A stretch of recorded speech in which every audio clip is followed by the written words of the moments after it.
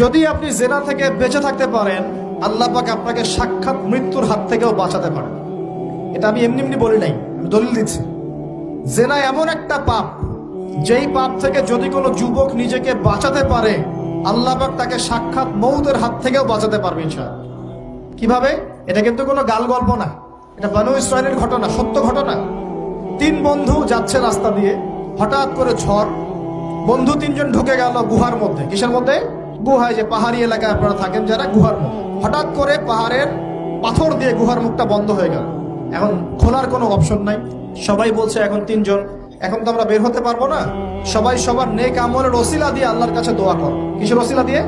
নেক আমলের ওসিলা দিয়ে দোয়া করতে হয়। হাদিস, মৃত মানুষকে ওসিলা করে তার জন্য নজর মানত জবাই করে দোয়া করতে হয়, নিজের নেক আমলের ওসিলা দিয়ে আল্লাহর কাছে দোয়া করতে হয়। আল্লাহ পাক এখন দোয়া শুনলেন। একজন বলছে, আমি আমার পিতা মাতাকে খুব খেদমত করতাম, তাদেরকে দুধ পান না করে দুধ পান করাতাম না, নিজেও করতাম না, ছেলেদেরকে করাতাম না। আল্লাহ, এই কাজটা তোমার ভালো লাগলে আজকে গুহার মুখ থেকে পাথর সরিয়ে দাও। পাথর একটু সরে গেল। পাথর আল্লাহর কথা শোনে কিনা? শোনে না? সবাই আল্লাহর কথা শোনে। আগুন আল্লাহর কথা শোনে কিনা? ইব্রাহিমের জন্য আগুন ঠান্ডা হয়ে যায় নাই? আচ্ছা, তারপরে আরেকজন দোয়া করছে, আল্লাহ, আমার এক কর্মচারী ছিল, তার বেতন বাকি ছিল, সে বেতন না নিয়ে চলে গেছে, আমি সেই বেতনটা দিয়ে কিছু গবাদি পশু কিনেছি। আস্তে আস্তে গবাদি পশু বেড়েছে, অনেক দিন পর সে এসেছে টাকা চাওয়ার জন্য। তা আমি বলেছি, সবই তোমার, সব নিয়ে চলে যাও। সে বলেছে, আপনি কি ফাইজলামি করতেছেন আমার সাথে? আমার টাকা আমাকে দেন। না, তোমার টাকা দিয়ে আমি এটা কিনেছিলাম, আজকে বংশবৃদ্ধি হয়েছে, সব তোমার, নিয়ে যাও। সে নিয়ে গেল। সে বলছে, আল্লাহ, এই কাজ যদি তোমার সন্তুষ্টির জন্য করে থাকি, আজকে আমাকে বাঁচাও। পাথর একটু সরে গেল।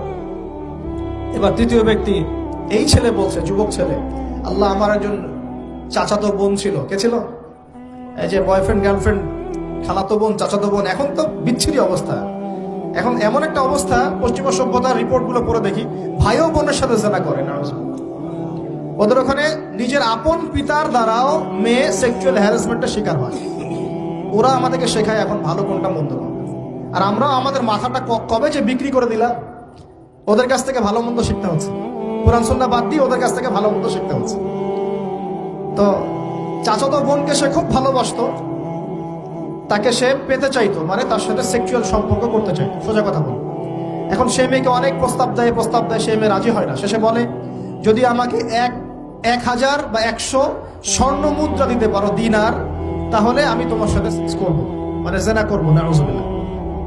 তো সেই ছেলে অনেক কষ্ট করে এই টাকাগুলো বা এই দিনারগুলো অর্জন করে, কামাই করে, দিন রাত পরিশ্রম করে, ঠিক আপনারা যেমন করছেন আর। তো এরপর সে তার স্বর্ণ মুদ্রা দেয়, দিয়ে বলে যে এখন আমাকে আমার কাজ করতে দাও। তখন সেই মেয়ে রাজি হয়।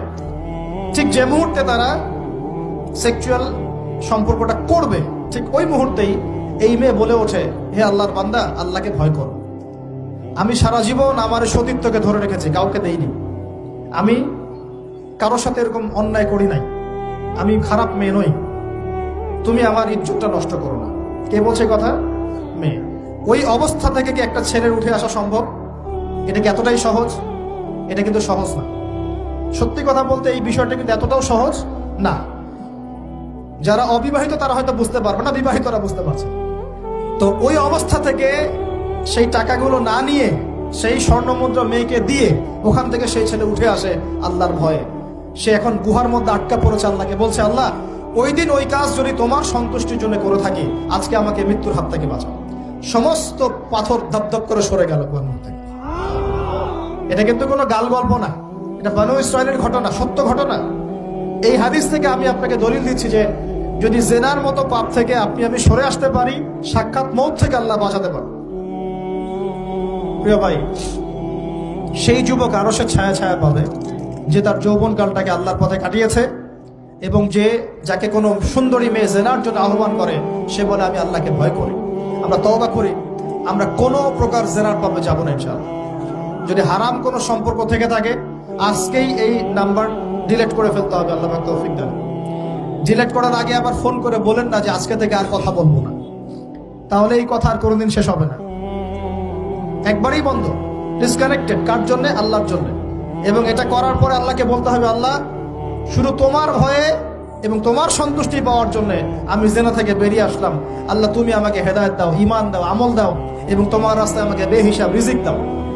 এবং নেককার কুমারী, নেককার প্রেমময়ী, তাকওয়াবাদ, মুত্তাকি একজন স্ত্রী আল্লাহ তুমি আমাকে দান করো। ইনশাআল্লাহ আল্লাহ পাক আপনাকে দান, আল্লাহ পাক দান। আল্লাহ পাকের জমিন প্রশস্ত, আল্লাহর হাত প্রশস্ত। আল্লাহর হাতকে সংকীর্ণ মনে করবেন না, আল্লাহর জমিনকে সংকীর্ণ মনে করবেন না। আল্লাহ পাক যাকে ইচ্ছা বেহিসাব রিজিক দিতে পারে ইনশাআল্লাহ। আল্লাহ পাক আমাদের সবাইকে বেহিসাব রিজিক দান করুন বলি আমিন।